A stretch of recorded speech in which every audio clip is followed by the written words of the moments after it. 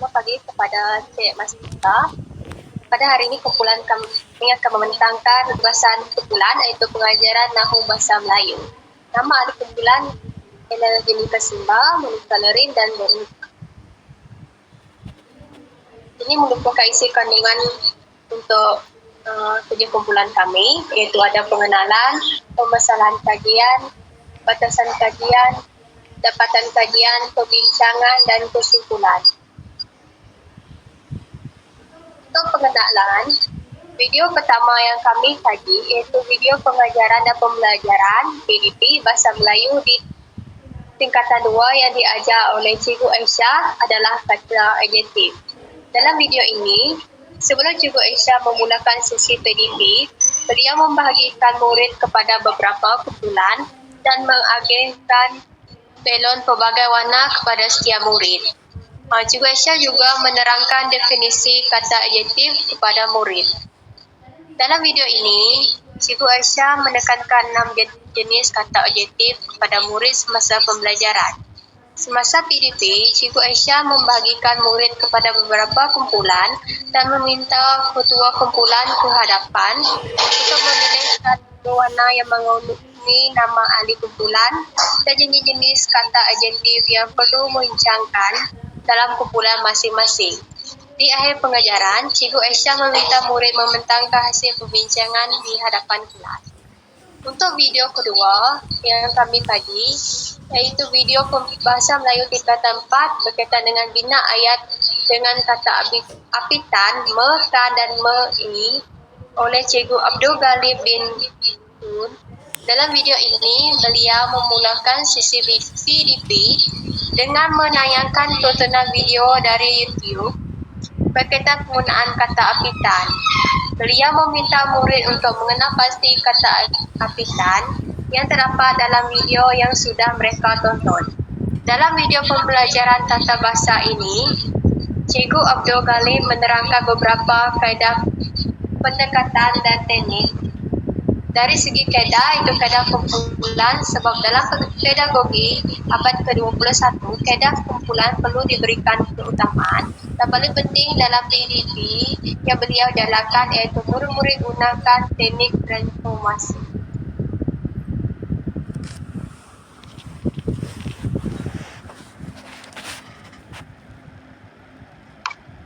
Permasalahan kajian. Bagi pengajaran dan pembelajaran kata adjektif dalam bahasa Melayu oleh Cikgu Aisyah. Permasalahan kajian yang pertama, dalam video pengajaran beliau, walaupun tahap penguasaan murid adalah baik terhadap kata adjektif, namun masih tidak dapat dipastikan sejauh mana mereka benar-benar menguasai dan dapat mengaplikasikannya dalam pembelajaran. Permasalahan kajian yang kedua adalah dari segi keberkesanan kaedah pengajaran dan bahan bantu mengajar yang digunakan oleh guru. Permasalahan kajian yang ketiga, walaupun terdapat pelbagai kaedah pengajaran dan bahan bantu mengajar yang digunakan oleh Cikgu Aisyah untuk mengajar kata adjektif, namun tidak dapat dipastikan sama ada semua murid akan terlibat secara aktif atau hanya segelintir saja. Permasalahan kajian yang keempat, murid kurang berminat terhadap pengajaran atau bahan bantu mengajar yang digunakan oleh guru kurang menarik menyebabkan mereka tidak ingin melibatkan diri.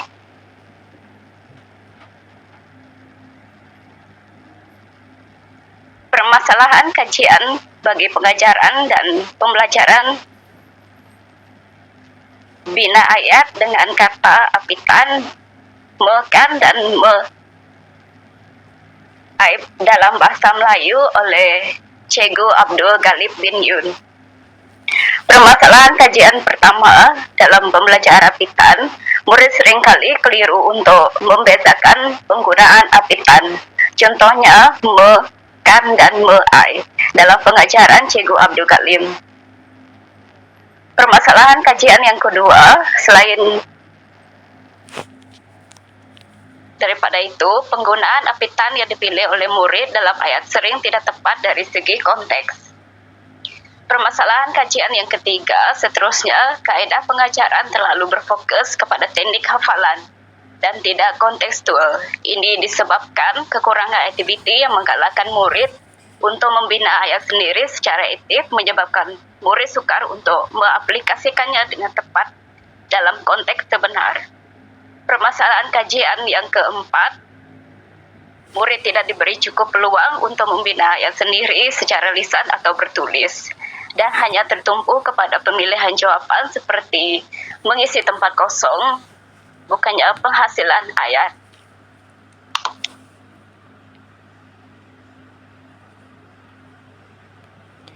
Bagi batasan kajian kami pula, oleh itu dalam konteks pembelajaran Cikgu Abdul Galib, hanya fokus terhadap pemahaman dan pengaplikasian peraturan pembentukan ayat menggunakan kata apitan kan dan mei dalam kalangan pelajar tingkatan 4 sekolah menengah sahaja. Oleh itu, dengan membatasi kajian pada pelajar tingkatan 4 adalah penting kerana video tersebut ditujukan untuk tingkatan tersebut dan pemahaman tata bahasa mungkin berbeza antara tingkatan. Seterusnya, dalam konteks pengajaran bagi Cikgu Aisyah pula, batasan kajian dari segi kandungan. Hal ini demikian kerana pengajarannya hanya fokus pada pemahaman dan penggunaan kata adjektif seperti yang diajarkan dalam video tersebut dan tidak melibatkan kategori lain.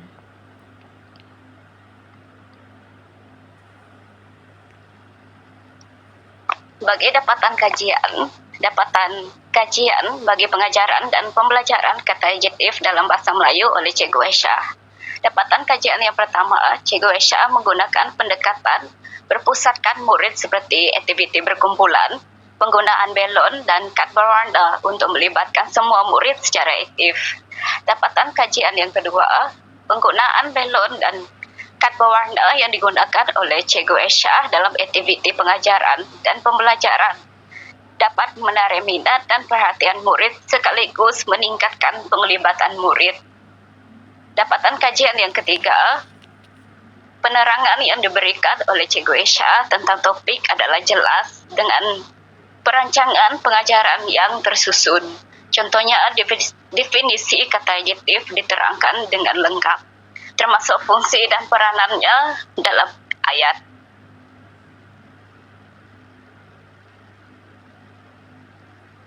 Dapatan kajian yang seterusnya dalam pengajaran dan pembelajaran bina ayat dengan kata apitan, me, kan, dan mei dalam bahasa Melayu oleh Cikgu Abdul Galib bin Yun. Dapatan kajian pertama beliau memanfaatkan penggunaan video dari YouTube dan menggunakan persembahan slide sebagai bahan rangsangan untuk menarik minat murid dan mengaktifkan pengetahuan sedia ada mereka. Dapatan kajian yang kedua, pendekatan kolaboratif diterapkan dalam kaedah pengajaran, yaitu kaedah kerja berkumpulan, digunakan selaras dengan pedagogi abad ke-21 yang menggalakkan kerjasama dan komunikasi antara murid. Dapatan kajian yang ketiga, penerapan teknik transformasi dalam tata bahasa. Murid diperkenalkan dengan teknik acuan ayat bagi pembantu. Mereka membina ayat menggunakan apitan, me, kan, dan mei dengan lebih tepat dan tersusun. Dapatan kajian yang keempat, Cikgu Abdul Galim menggalakkan inovasi dalam kalangan guru dengan menyuruh semua guru bahasa Melayu agar lebih kreatif dan proaktif dalam menghasilkan kaedah pengajaran yang boleh dikongsi bersama komuniti pendidik dan murid.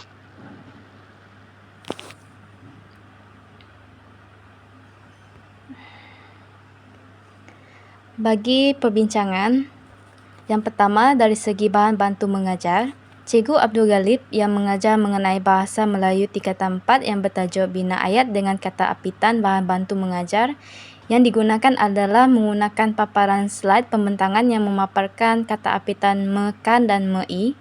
Kedua, penggunaan pendekatan teknologi di dalam sesi PDP membolehkan pelajar fokus dan menarik minat mereka agar lebih memahami pengajaran atau tajuk yang disampaikan oleh guru tersebut.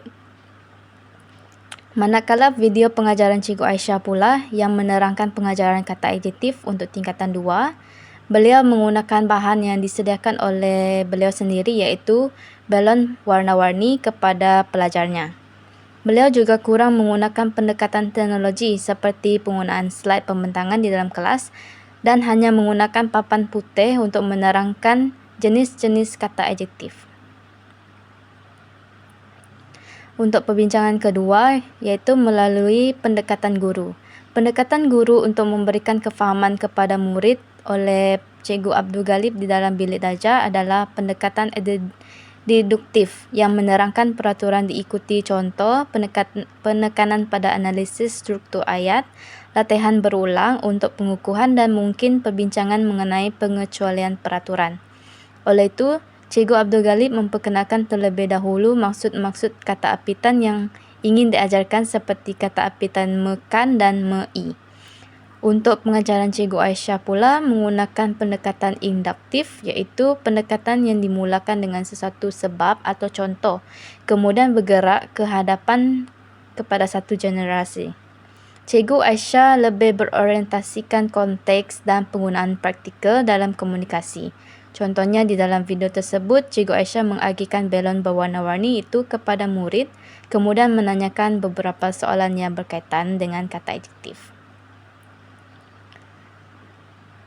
Untuk perbincangan ketiga, iaitu nilai tambah yang dimasukkan dalam video pengajaran Cikgu Abdul Galib, lebih kepada penjelasan mengenai kepentingan penguasaan kata apitan dalam penulisan formal seperti karangan dan laporan, serta berkaitan dengan kemahiran berbahasa yang lebih tinggi. Nilai tambah yang dimasukkan dalam proses sesi PDP Cikgu Abdul Galib adalah berfokus pada aspek akademik dan persediaan untuk tahap pembelajarannya yang lebih tinggi. Dalam video pengajaran Cikgu Aisyah pula, beliau menggalakkan penggunaan kosakata yang pelbagai dan menarik dalam penulisan kolektif dan lisan, dan penekanan kepada keindahan bahasa melalui deskripsi yang berkesan serta dan mungkin aktiviti yang menghubungkan dengan seni atau imajinasi. Nilai tambah mungkin lebih berfokus kepada aspek kreatif dan ekspresif dalam berbahasa. Seterusnya, keberkesanan proses PDP. Dalam video pengajaran Cikgu Abdul Galib, penglibatan murid sangat aktif dan mereka memberikan perhatian penuh di dalam kelas serta berpartisipasi dalam aktiviti yang diberikan oleh cikgu tersebut. Dan Cikgu Abdul Galib menguji tahap kemampuan pelajarnya dengan meminta pelajarnya untuk membina ayat menggunakan kata apitan. Manakala untuk Cikgu Aisyah, beliau lebih kepada pendekatan berpusatkan guru kerana beliau banyak memberikan penerangan dan murid hanya duduk mendengar. Walau bagaimanapun, pelajar terlihat aktif dengan menjawab soalan yang diberikan oleh guru dan menyebabkan keadaan kelas lebih ceria dan komunikasi tidak sehala. Selain itu, kemampuan mengaplikasikan pengajaran tersebut. Beliau meminta pelajarnya untuk memberikan contoh-contoh dan jenis kata adjektif yang mereka tahu.